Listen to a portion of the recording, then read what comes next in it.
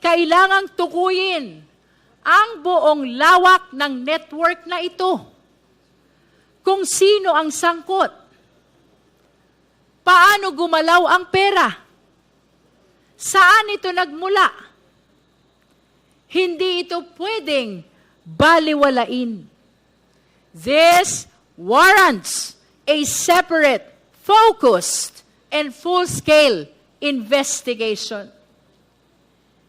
In this light, we humbly invite the attention of the AMLC, the NBI, the DOJ, and the Ombudsman. At pagkatapos ng diskusyon patungkol sa SALN, sa AMLC report, at sa pahayag ni Senator Trillanes, tumuloy tayo sa ibang ebidensya. We also examine corporate records through the SEC. At ang bumuluga sa atin ay isang malinaw na palaisipan. Nakita natin na may kumpanyang nabanggit sa SALN na hindi naman kinikilala ang Vice Presidente bilang stockholder. Napaisip tuloy tayo na baka ang mga pangalang nakalista ay mga anino o dami lamang. Mayroon namang isang kumpanya na nagmamalaki ng gross income. Daang-daang milyon. Ngunit ang profit margin ay tila nakapagtataka. Less than 1%. Habang ang ibang kumpanya naman ay wala talagang kita at puro net losses. Sa gitna ng pagtatanong ni Congressman Lordan Suwan, nakita natin na mayroon ding isang kumpanya kung saan aktibo ang Vice Presidente bilang stockholder at board member. Kaya bumabalik ang tanong, maaari ba na maging aktibo sa negosyo ang isang nakaupong Vice Presidente? Maaari ba na maging public servant sa umaga at negosyante sa gabi? At pagkatapos ng mga usaping ito, dumako tayo sa kahon. Isang selyadong kahon mula sa BIR. Punong-puno ng ebidensya. Ngunit nananatiling sarado, nananatiling selyado. Nandyan daw ang mga report ng Vice Presidente sa kanyang mga kinita sa mahabang panahon.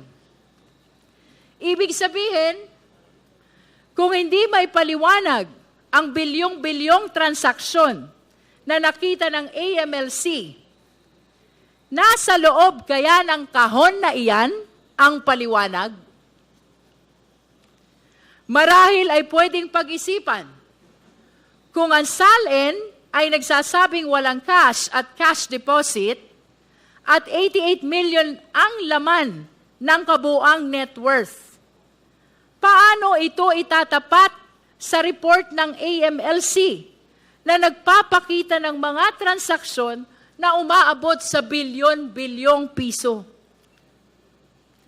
At kung ang negosyo ay lugi, ayon sa SEC, at ang sahod bilang Vice Mayor, Mayor, at Vice Presidente ay hindi naman aabot sa 100 milyon, saan? Saan ang galing ang bilyon-bilyong transaksyon? Ang tanong, mga iginagalang na mambabatas, mga minamahal nating kababayan, ang tanong, nasa loob ba ng kahon ang kasagutan? Bagamat pansamantalang ipinagpaliban ang pagbukas ng selyadong kahon, malinaw sa ating lahat, ang kahong iyan ay hindi lamang kahon ng papel. Iyan ay kahon ng napakaraming katanungan. katanungan na dapat sagutin at dapat suriin sa tamang panahon. Pagkatapos ng mga revelasyong ito, agad-agad nag-react ang kampo ng Vice Presidente. Muli, 3 punto ang malinaw sa reaksyon nila. Una, sabi ng mga abogado, handa raw sumagot ang Vice Presidente. Handa raw siyang humarap, pero sa Senado. Hindi dito, kundi sa Senado. Ang upuan ng Vice Presidente ay nananatiling bakante.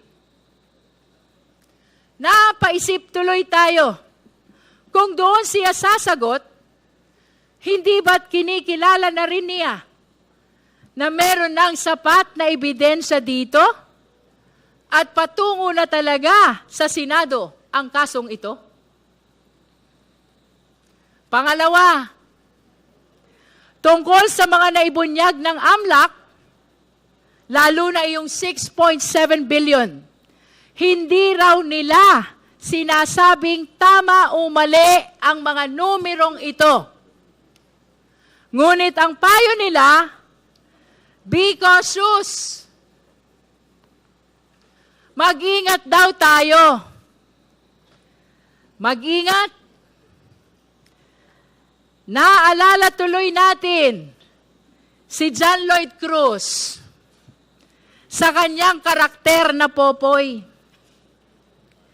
Kapag pinapayuhan tayo ni Popoy na mag-ingat, damang-dama natin ang pagmamahal. Yan talaga ang paalala ni Popoy. Ingat tayo lahat. Pero dito, ang bilin nila na mag-ingat tayo ay mukhang hindi galing sa malasakit. Tila isang babala. O baka nga, isang babala. Mag-ingat. Sa harap ng bilyon-bilyong piso, iyan ang sagot. Napakasimple ng tanong, may pera ba o wala? Mayroon bang 6.7 billion na gumalaw sa ilalim ng mga pangalan nila? At kung mayroon, saan galing? Tapos tayo ang mag-iingat? Be cautious daw? Anong klaseng sagot yan?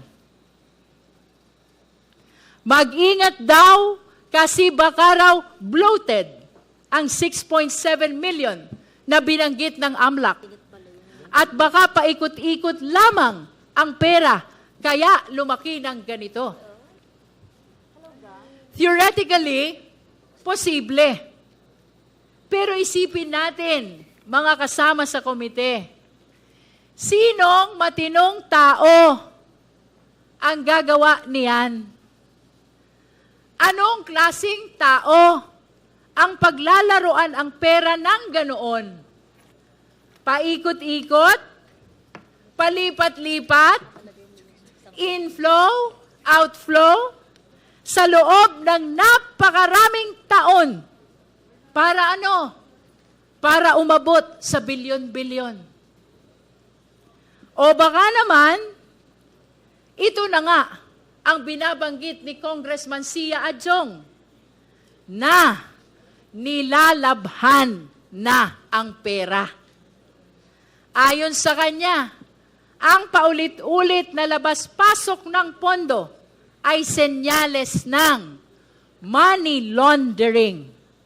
At kung ganoon, lalo itong dapat ipaliwanag. Kaya malinaw ang panawagan.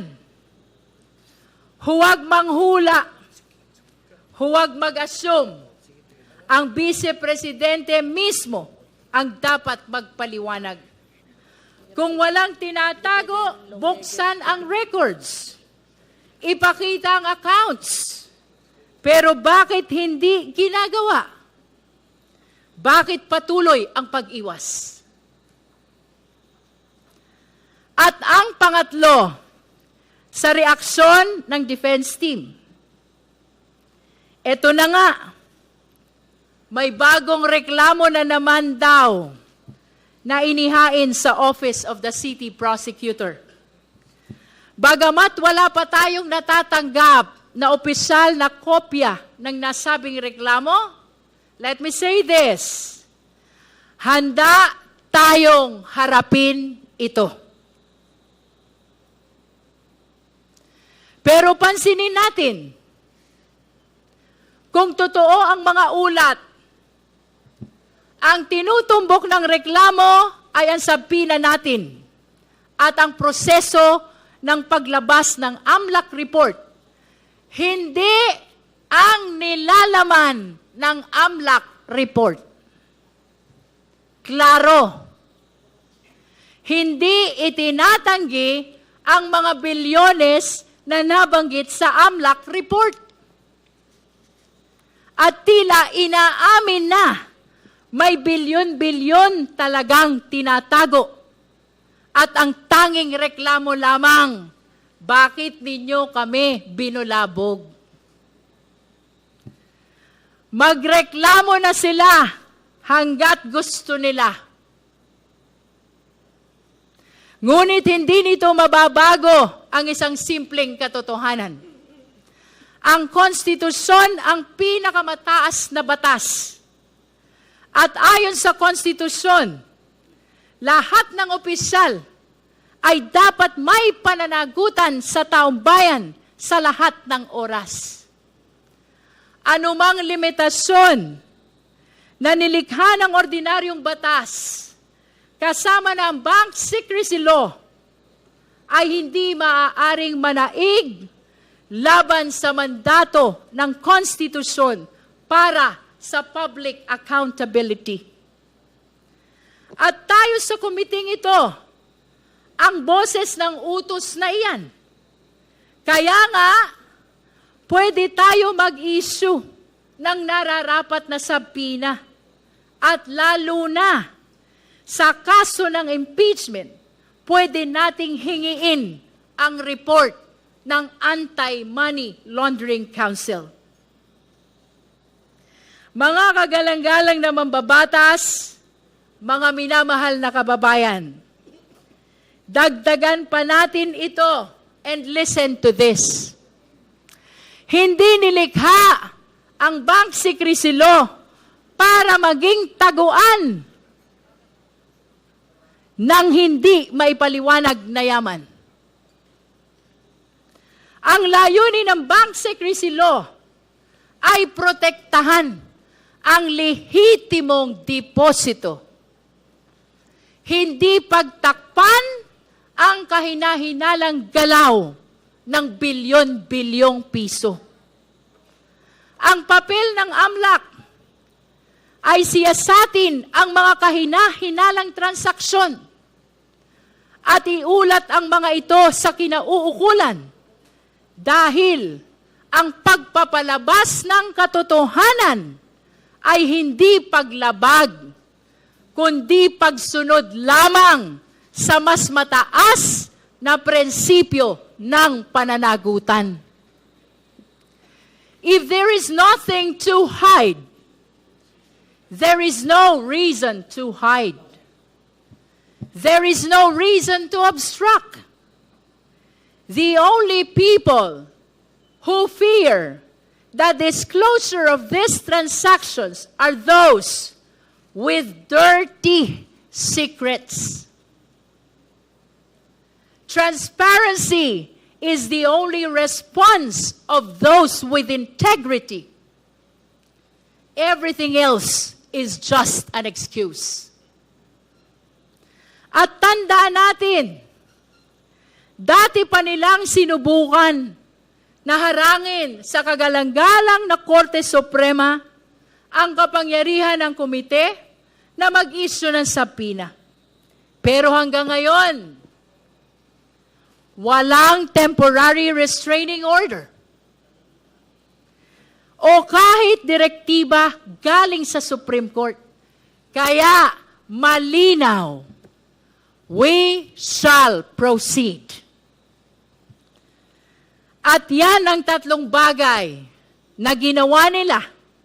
Una, nagdeklara sila na handa silang sumagot sa Senado. Pangalawa, sinabihan tayo na mag-ingat daw tayo. At pangatlo, ang pag-file ng panibagong reklamo laban sa atin. At ngayon, narito na tayo sa puntong ito. April 29, itutuloy natin ang pagdinig. Kung ang nakaraan ay tungkol sa numero, ang pagdinig ngayon tungkol sa pagkatao. Hindi lamang kung saan napunta ang pera, kundi sino ang may hawak nito. Hindi lamang transaksyon, kundi ang intensyon. Today, this committee will therefore continue its pursuit of the truth. Sisimulan natin sa selyadong kahon na galing sa BIR. Isang kahon na naglalaman ng mga dokumento na maaaring magbigay linaw sa mga katanungan natin. Pero hindi tayo titigil dyan. Dahil pagkatapos niyan, pupunta tayo sa mas malalim at nakababahalang usapin. We will examine allegations involving threats, intimidation, possible violence, destabilization. Ang paratang na, kung totoo, ay hindi lamang nakakaalarma, kundi lubhang mapanganib para sa ating lahat. May mga video, may mga salita, may mga pahayag na kailangang patunayan. Kaya inaasahan nating marinig ang paliwanag ng NBI, National Bureau of Investigation. Sila ang magdadala ng mga video. Sila ang tutulong sumagot sa mga karagdagang katanungan tungkol sa mga ito. So let us be clear. This is no longer just about discrepancies. This is now about character. Sino ba talaga ang vice-presidente? Siya ba talaga ito? Ang vice-presidente, ang ikalawang pinakamataas na opisyal ng Republika ng Pilipinas na malinaw na nagbanta sa buhay ng presidente, na nag-utos na patayin ang presidente. Siya ba itong uhaw sa karahasan na nakuha pang magsalita tungkol sa pagpugot ng ulo ng presidente? Is she a public servant, bound by the same laws as the person on the street? Or one who believes she is above the law?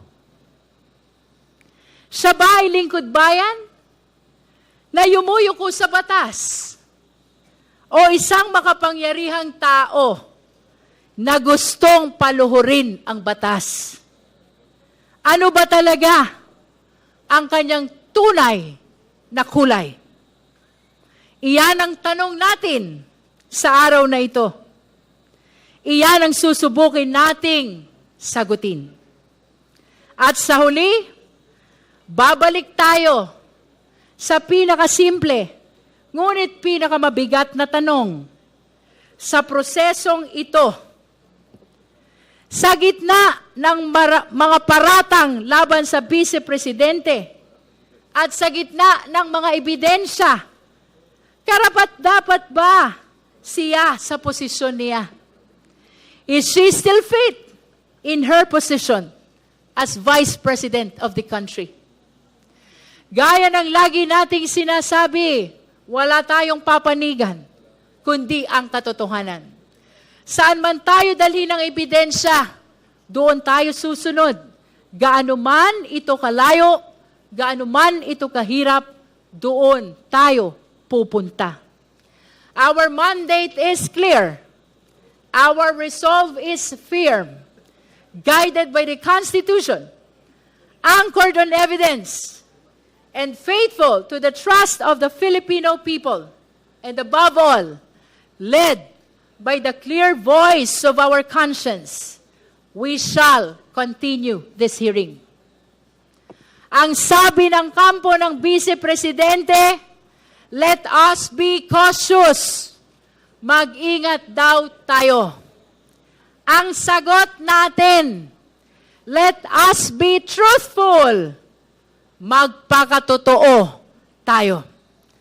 With that, maraming salamat po. We direct the committee secretary to call the case. Thank you, Madam Chair.